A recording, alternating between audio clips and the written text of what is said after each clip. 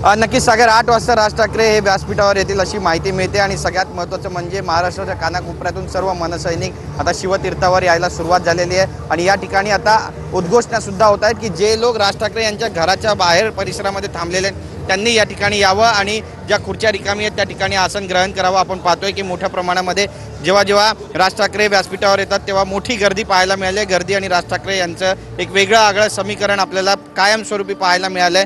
शिवतीर्थावर मी सध्या आणि जवळपास 50 ते 60 हजार लोक बसतील इतकी आसन व्यवस्था या ठिकाणी करण्यात आलेली आहे आणि राज ठाकरे आज नेमकी कुणावरती आपली तोफ धडाडणार आहेत हे पाहणं सुद्धा तितकंच महत्त्वाचं ठरणार आहे। राजभाषा काय असणार आहे, राजविचार काय असणार आहे आणि त्या सोबतच राजशैलीमध्ये कुणाला ते टोले लगावणार आहेत हे सुद्धा पाहणं तितकंच महत्त्वाचं ठरणार आहे। पण त्यापूर्वीची सगळी गर्दी आपण पाहतोय की मोठ्या प्रमाणामध्ये मनसैनिक जे आहेत ते आता शिवतीर्थावर यायला सुरुवात झालेली आहे आणि राज ठाकरे आज नेमकं काय भाष्य करणार आहे याकडे उभ्या महाराष्ट्राचं आणि देशाच्या नेत्यांचं लक्ष लागलंय। सागर नक्कीच गिरीश, मात्र महापालिका निवडणुकीच्या अनुषंगानं राज ठाकरेंची ही सभा, राज ठाकरेंचा हा मेळावा किती महत्त्वाचा मानला जाईल?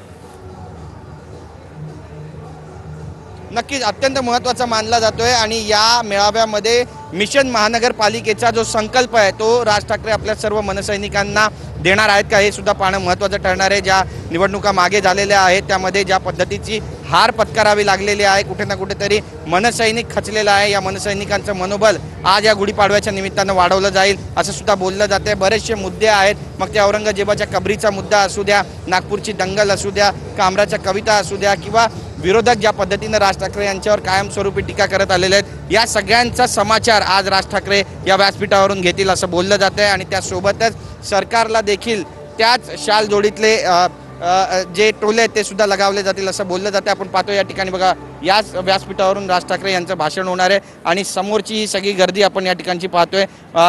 शिवतीर्थावर सालाबादाप्रमाणे यावर्षी देखील गर्दी पाहायला मिळते आणि त्यासोबतच जे झेंडे आहेत ते डौलानं फडकताना आपल्याला पाहायला मिळत आहेत आणि उद्घोषणा केली जात आहेत की जे लोक मैदानाच्या बाहेर उभे राहिलेले आहेत त्यांनी मैदानाच्या आत येऊन आसन ग्रहण करावं जेणेकरून लवकरात लवकर ही सभा जी आहे ती सुरू केली जाईल आणि त्याच अनुषंगाने या ठिकाणी उद्घोषणा सुद्धा होत आहेत आणि राज ठाकरे नेमकं काय बोलणार आहे याची उत्कंठा शिगेला पोहोचलेली आहे। महानगरपालिकेच्या निवडणुका येऊन ठेपलेल्या आणि मनसेचा परफॉर्मन्स या महानगरपालिकेच्या निवडणुकांमध्ये नेमका कसा असणार आहे याकडे सुद्धा सगळ्यांच्या नजरा खिळलेल्या आहेत। सागर नक्कीच गिरीश, तुम्ही आपल्यासोबत